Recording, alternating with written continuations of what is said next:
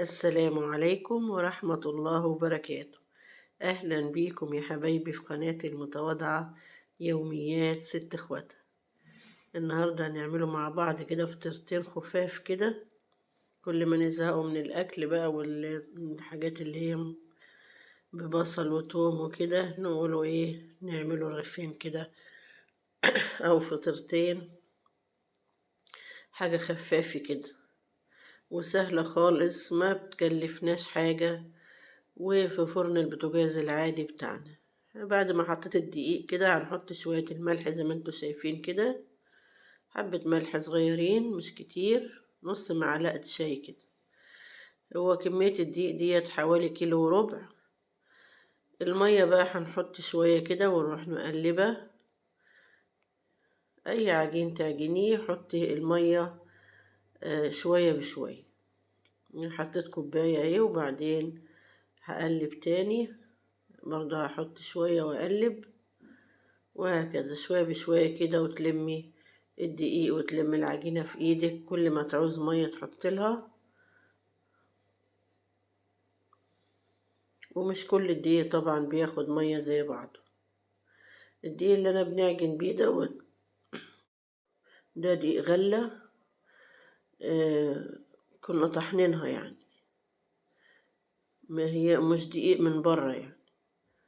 فهو مش حلو يعني، هو نوع الغلة دي طلعت مش حلوة في الفطير، بس هي ماشية برضو يعني، لأن الغلة برضو بتبقى أنواع.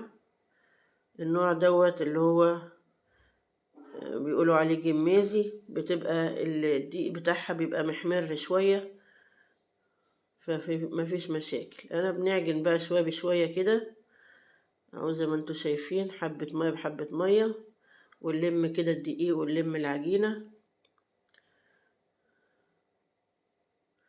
العجينة مش عايزينها لا طرية قوي ولا ناشفة قوي، بمية من الحنفية عادي خالص. هما ما حطيناش غير شوية الملح بس، شوية صغيرين.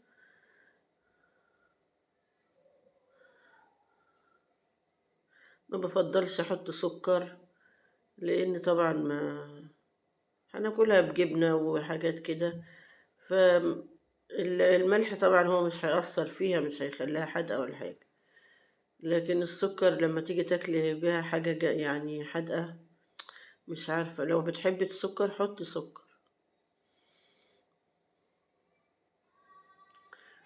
نرش شوية مية كده ونعجن، نفضل نلت فيها كده لغاية ما نعمل لها عرق كده ونخليها ناعمة وكويسة يعني. لما تكوني بقى ايه زهقتي من اللت كده، اخبطيها كام خبطة كده، 10 15 خبطة كده في الحلة اللي بتعجني فيها دي، بتخليها لك كأنك لتتيها جامد، وتخليها تنعم وتبقى حلوة. قطعتها بقى 3 اهم على طول، ما سبتهاش تسرح ولا حاجة. قطعتها اهوت على قد العجينة، وجبت فوطة هي مبلولة وعصرتها كويس، بلتها وعصرتها كويس، وهنغطي بيها. هنسيبها بقى تستريح قيمة ساعة كده، ده لو احنا في الصيف. لكن في الشتاء بتسيبها اكتر من كده، سيبها براحتها خالص. اهو بعد ساعة هناخد بقى كده الفطيرة اهو، او الرغيف يعني، فرش طبعا، بس مفيش مشاكل. بحطي زيت او دقيق في الحاجة اللي انت هتقطعي عليها. انا ما حطيتش بصراحة، ديت سمنة سمنة بلدي على سمنة جنة. دهنت الرخامة كده ايه بمعلقة سمنة، ورحت جاية فردة بقى العجين. تفردي بقى كده وتشدي في العجينة وتفرديها براحتك خالص، لأنها طول ما هي مستريحة. أنا سبتها ساعة على الأقل، فعشان كده عمرها ما تتقطع منك وانت بتفرديها، براحتها خالص. الحتة اللي اتقطعت مني على الحرف دي صبعي هو اللي جه فيها قطعها، لكن مش من الشد ولا حاجة. هتحط كده بالمعلقة. انا ما بحبش السمنة كتير، بتحبي سمنة كتير ابقى حطي. انا يا دوب بنرشش كده بالمعلقة، وبعدين ندهن السمنة كده نمشيها على العجينة كلها، وبعدين نتني زي ما انتوا شايفين كده. ما بنفضلش السمنة الكتير يعني، عشان بيبقى برضو بيبقى خفيف يعني. بعد ما عملت كده مستطيل طويل بنفضل نتنيه كده زي ما انتوا شايفين، وبعدين نلمها. التانية بقى اهي برضو هنفردها بنفس الطريقة. اللهم صل على سيدنا محمد وعلى آله وصحبه وسلم. شوف العجينة طيعة معايا ازاي، لاني واخدة راحتها. سبتها لما خدت راحتها خالص استريحت، وكنت مغطياها. اما غطيتها بالقماشة المبلولة، قماشة قطن كده او فوطة قطن، وتفردي عليها ما تقشفش ولا تشقق خالص منك وانت بتفرديها بقى ولا بتبططيها، وبتبقى طرية.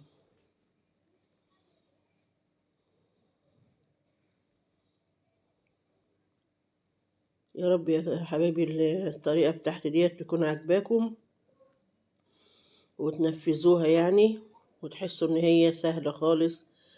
ما بتاخدش الفرد ده، ما بياخدش كله نص ساعة. بتعمليها على الرخامة عادي، ما بتحتاجيش يعني طبلية ولا حتة واسعة تفردي فيها. بنتنيها كده زي ما انتوا شايفين. بعد ما لميتها تنتها كده كذا تانية، وعملتها مستطيل طويل. بنفضل نتني المستطيل دوت، وبعدين نلمه زي ما انتوا شايفين كده. دي اخر واحدة بقى اهو. 2 كيلو دقيق بيعملوا 5 فطاير حلوين يعني، وسط كده وحلوين. دولت حوالي 1.25 كيلو. انا موزنتهمش، لكن انا من بنعمل على طول يعني. هما 2 كيلو بيعملوا 5، فدول 3 فطاير. اكيد دولت كده بالتقريب 1.25 كيلو. بعد ما بنفردها بنرش بالمعلقة كده، وبعدين ندهن السمنة بإيدي.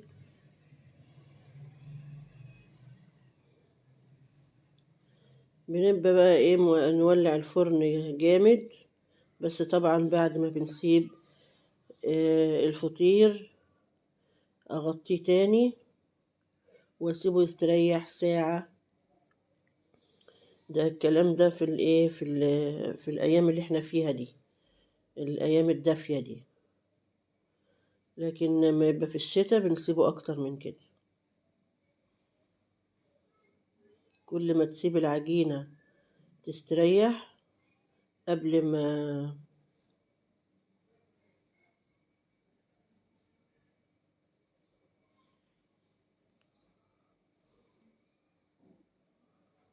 اللهم صل على سيدنا محمد. قبل ما تفرديها وبعد ما تفرديها تسيبها تستريح براحتها خالص.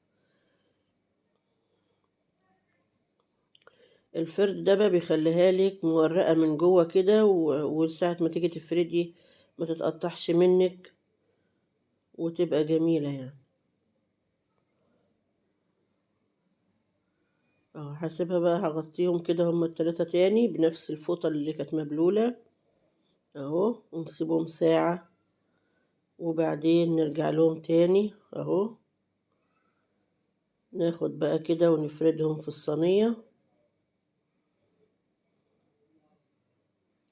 بس قبل ما نفرد في الصينية بنكون مولعة الفرن كويس حوالي ربع ساعة. طبعا الصينية اللي أنا فردة فيها ديت طلعت صغيرة على الفطيرة. عملت في صينية تانية بعدها يعني، هي ديت بس أول واحدة وما عملتش فيها تاني. حطيتها اهوت على الرف اللي تحت. أنا زي ما انتم شايفين كده أنا حاطة ايه رف، وتحتيه الرف الأساسي بتاع الفرن يعني، عشان ما تتحرقش. وبعدين رجعت حطيتها على الشبكة. ممكن تولعي الشواية وممكن ما تولعيش والفرن بيبقى عالي ما شاء الله. هي ما فيهاش سمنة كتير. ودي الجبنة اللي انا كنت عاملاها معاكم، شوفوا مورق اهوت، وتاكلي براحتك خالص وتشبعي ما تتعبيش، لا حموضة ولا حاجة. بصوا ده قشر السفندي اللي انا كنت حاطاه في المش، ودي طماطم خضرة برضو بنحطها